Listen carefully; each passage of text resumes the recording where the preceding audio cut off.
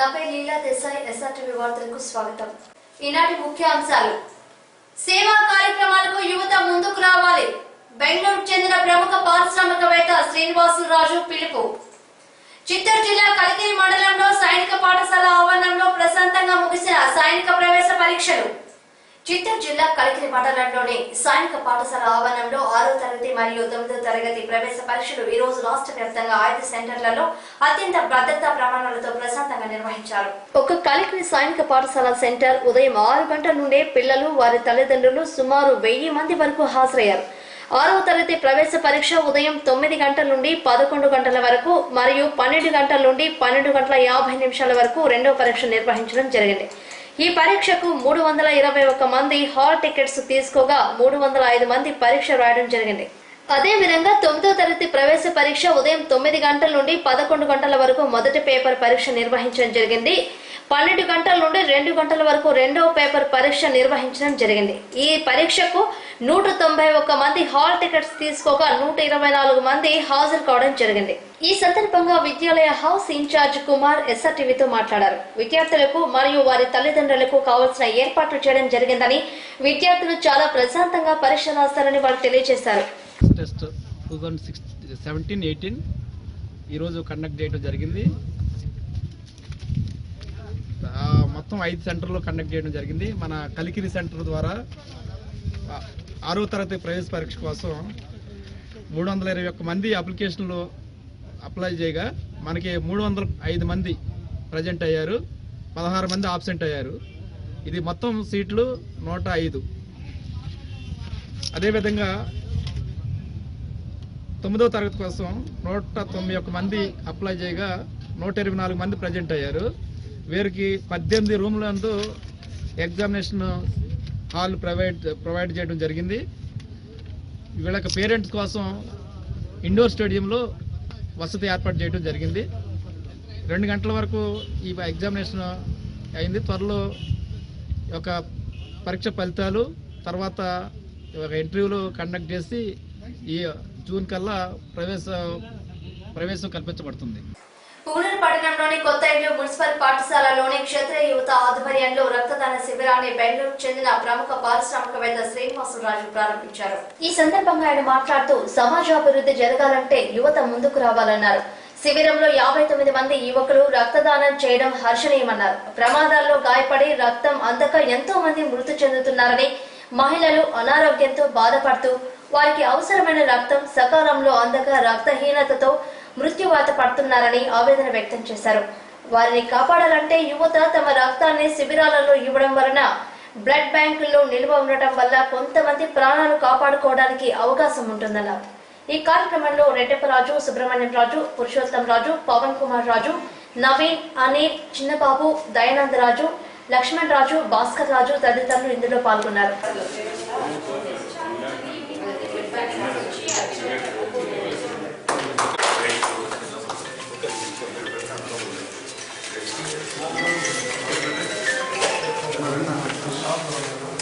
ముందరికి రమ్మండి.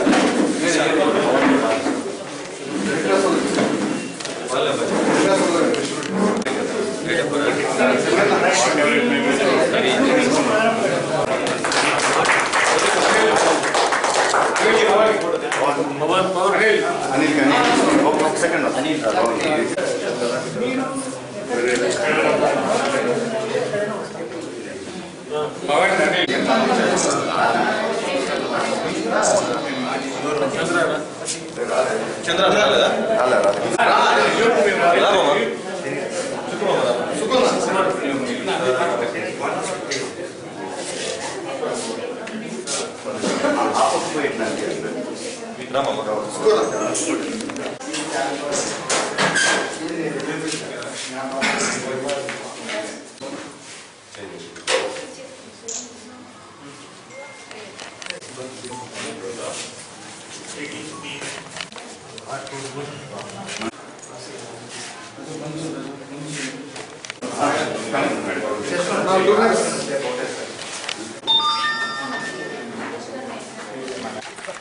ఈరోజు పుంగనూరు రాజశక్తి సేవా సంఘం యూత్ విభాగము వాళ్ళ తరఫున రక్తదాన శిబిరం పుంగనూరు మున్సిపల్ హై స్కూల్ కొత్తిల్లులో ఏర్పాటు చేయబడింది.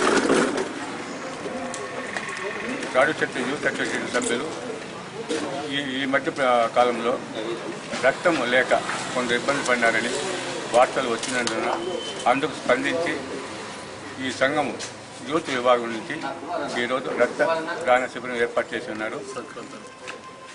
అందరూ యువకులు ప్రజలు ఇందుకు సహకరించి ప్రాణదానం సమానమైన రక్తదానము ఇచ్చరికి తోడ్పాటు ఇవ్వగలని అందరినీ కోరుతున్నాము.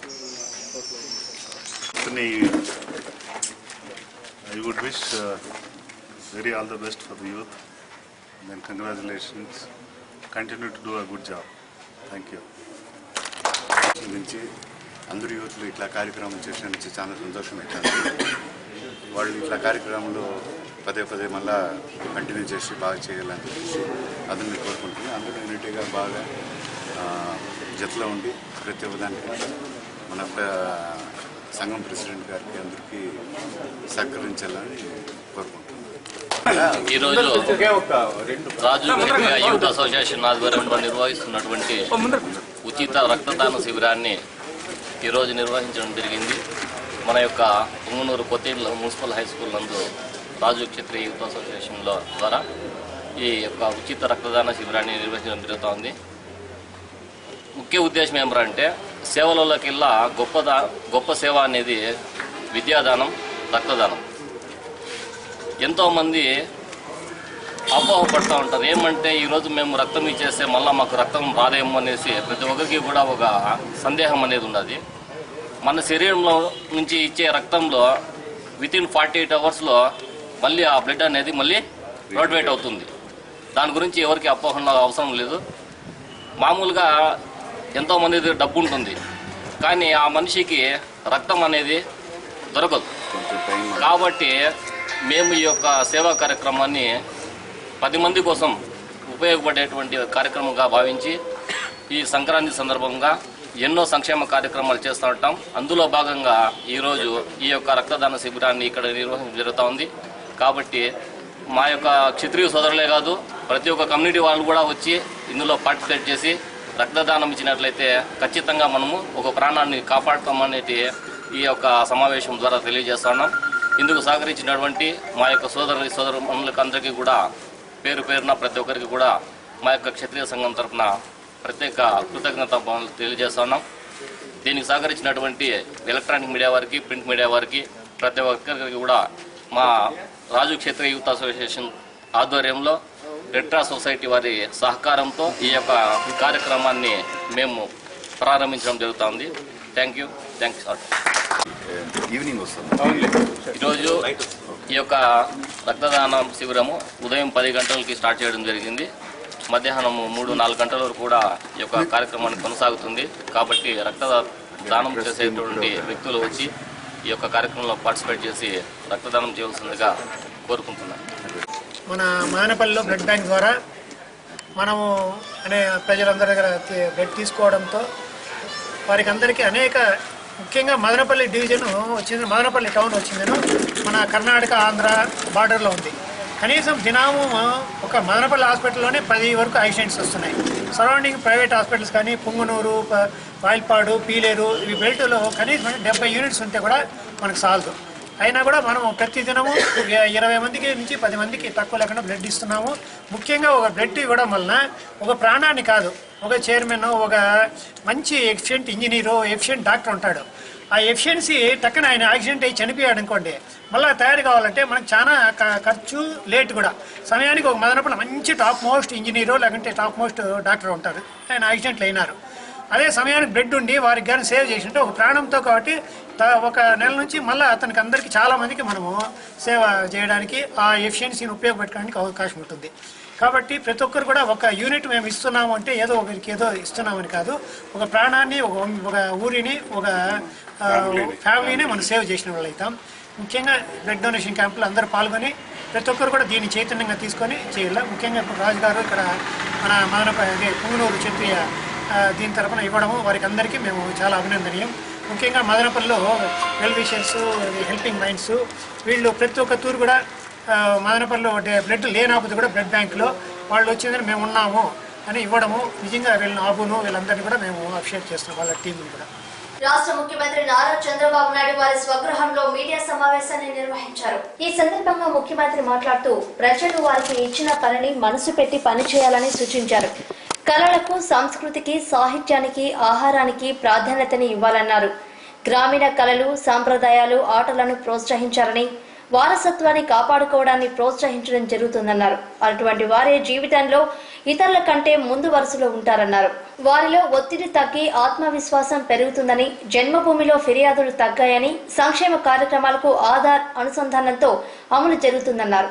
అర్హత గల లబ్ధిదారులకు పథకాలు అందుతాయన్నారు. పెద్ద నోట్ల రద్దుతో ప్రణాళికాబద్ధంగా వ్యవహరించడంతో ఇబ్బందులను అధిగమించామని, మొబైల్ బ్యాంకింగ్ విధానం ద్వారా 40% మంది నగదు రహిత లావాదేవీలకు అలవాటు పడ్డారని తెలియజేశారు. ఈ విషయంలో మన రాష్ట్రంలో ముందంజలో ఉందన్నారు. ప్రతి ఇంటికి 15 మెగాబైట్ పర్ సెకండ్స్ ఫైబర్ కనెక్టివిటీని అందిస్తామని, దీనివల్ల ప్రతి ఇల్లు విజ్ఞాన ఖనిగా మారుతుందన్నారు. రాష్ట్రంలో పెద్ద ఎత్తున అభివృద్ధి కార్యక్రమాలు పెరుగుతాయని, మౌలిక వసతుల పరంగా ఎంతో అభివృద్ధి జరిగిందన్నారు. నిర్దిష్ట ప్రణాళికలతో ప్రభుత్వ పథకాలు అమలు జరుగుతున్నందున రైతులకు రుణ విషయంగా 24,000 కోట్ల రూపాయలు, డ్వాక్రా మహిళలకు 10,000 కోట్ల చేయూతి ఇవ్వగలిగిందని అన్నారు. ఈ సంక్రాంతి నుండి నూతన వరుడికి శ్రీకారం చుడుతూ 15 అంశాలతో కుటుంబ వికాసం, సమాజ వికాసం లక్ష్యంగా పథకాలను అమలు చేస్తున్నామని అన్నారు. ఆంధ్రప్రదేశ్ అత్యుత్తమ రాష్ట్రంగా 2021 నాటికి దేశంలో 3వదిగా, 2029 నాటికి మొదటిదిగా నిలుస్తుందని అన్నారు. పార్కులు, రోడ్లు వంటివి అభివృద్ధి చేయడం జరుగుతుందని, గాలేరు, నగరి 2వ దశకు శ్రీకారం చుడుతున్నామని, దీనివల్ల తిరుపతి, మల్లేమడుగు, బాలాజీ రిజర్వాయర్లకు నీరు అందుతుందని తెలిపారు. ప్రతి ఒక్కరూ పండుగలకు అవకాశం కలిగినప్పుడు తప్పక వారి స్వగ్రామం, ఊరుకు చేరుకుని అక్కడ ఆనందంగా గడపాలన్నారు. దీనివలన మన బాల్య స్మృతులు గుర్తుకు వస్తాయని, స్నేహితులతో సంతోషంగా గడపాలన్నారు.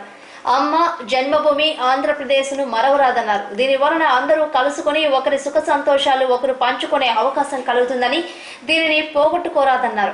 విలువలతో కూడిన సమాజం కోసం కృషి చేయాలన్నారు. నాటి వారితో అనుభూతులు పంచుకోవాలని, ఆరోగ్యం, ఆనందం, ఆదాయం కోసం నేను కృషి చేస్తున్నానన్నారు. ప్రతి ఒక్కరూ నచ్చిన పనిని చేయాలని, చేసే విధానం తెలుసుకుని పని చేయాలని తెలిపారు.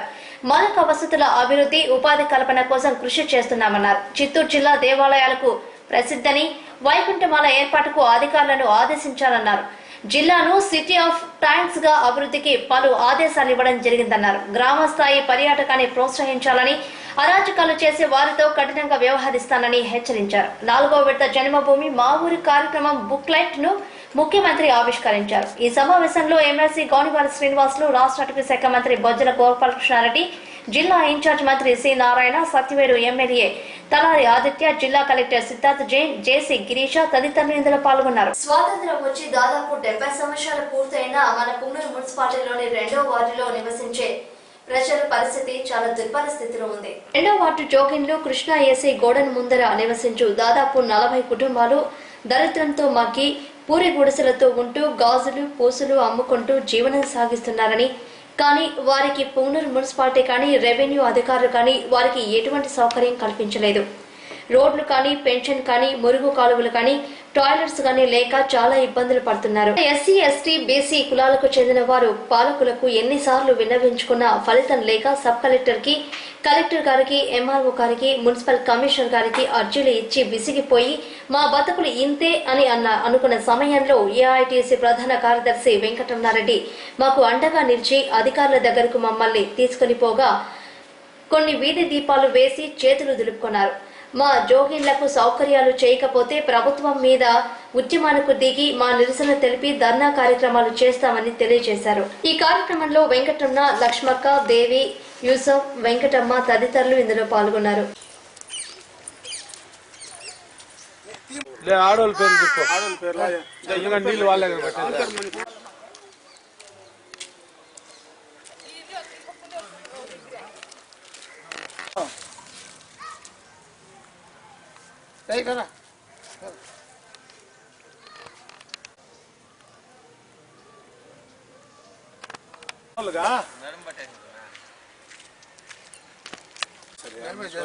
అదంతా కనబడదాం వాళ్ళ ఇళ్ళ మధ్యలో ఈ విధంగా ఉంటాయి.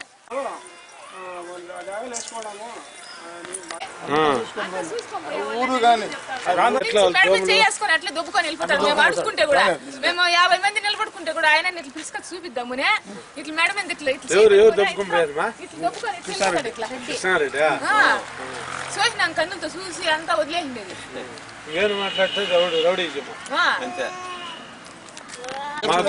ఇప్పటికైనా ప్రభుత్వం మాకు ఏ సౌకర్యము లేదు. మేము 30 ఏళ్ళ నుంచి ఉండము. మాకు కొలాయిల నీళ్లు దూరము, మాకు నీళ్ళు సౌకర్యం లేదు, నీళ్లు లేవు, మాకు లైట్లు లేవు. 30 ఏళ్ళ నుంచి ఉంటే మమ్మల్ని ఎవరు పట్టించుకోవాలా. వస్తారు చూస్తారు పోతా ఉంటారు దాని వాళ్ళు. మా బతుకులు ఇట్లే ఉన్నాయి. స్టాక్ అయిపోతుంది. ఏమన్నా డ్యామేజ్ వచ్చినప్పుడు మీకు గలీజ్ అయ్యలేదు.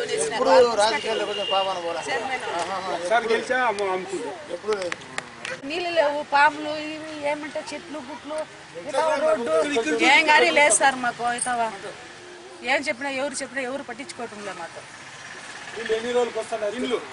నీళ్ళే లేవు సార్. మేము ఎత్తుకొచ్చేదాన్ని మాకు శక్తి లేవు. నీళ్ళే లేవు, కొలాయే లేదు. 4 రూపాయలు కొండ నీళ్ళు. ఆ కొండ నీళ్ళు తీసుకొని వాడుకునేది అంతే. ఫిల్టర్ నీళ్ళు కూడా రావు మాకు. ఏ నీళ్ళు కూడా రావు మాకు. ఏమీ సప్లీ లేదు. మేము ఉండామంటే రోడ్డు ఉరువే లేదు, దావే లేదు. దావే మనకు స్వాతంత్రం వచ్చి 70 ఏళ్ళైనా నిరుపేదల జీవితాల్లో వెలుగు చూడలేదు.